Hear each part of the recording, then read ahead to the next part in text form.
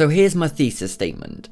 Eddsworld is a Chameleon IP, an intellectual property whose owner is allowed massive amounts of creative freedom to shape that world however they like. Throughout the past 21 years, Eddsworld has been, depending on how you want to count it, 3 web shows, a comic strip, a video game franchise, a line of merchandise, a series of blog pages, a massive archive of illustrations, and any number of other mediums touched by one of its many directors. Soft arcs as a narrative device have come and gone, characters and stories have been both biographical and completely fictitious, voice actors have changed repeatedly, I could fill an entire video with all the different art styles, even the brand of comedy has varied with each new vision.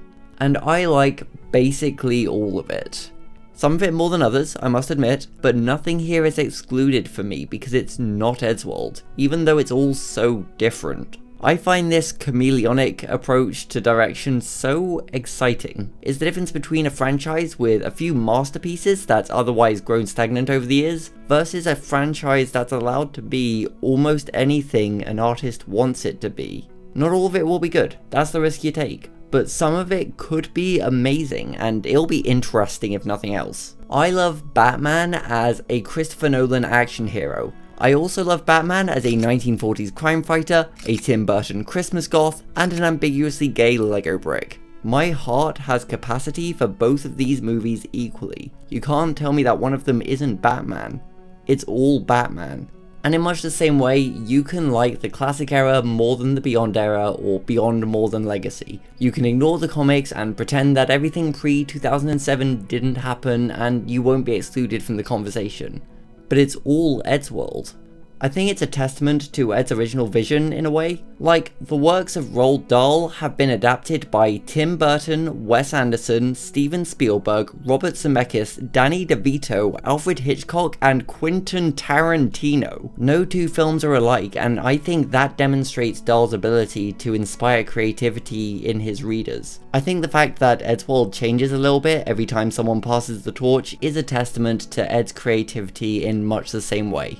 Of course, you don't need to give your world to a million different directors in order to experiment with your world. Rayman, under the ownership of Ubisoft, has had one visionary at the heart of somewhere between 5 and 15 games, with each game acting as a phase in a 20-year-long identity crisis. And even ignoring the Rabbids franchise, which Ansel didn't direct, the only thing connecting his mainline games is a vaguely dream-based fantasy world and 6 allegedly connected body parts. Characters, designs, enemies, combat styles, voice actors, genre, and general vibes are not sacred, and each game is a unique, wonderful experience because of it. It's why Rayman is my favorite video game franchise, Rabbids included.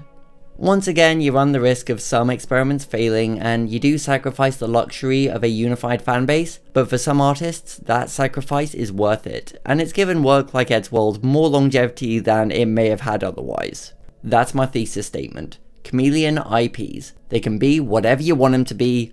Let me know if I'm onto something. Stay sharp.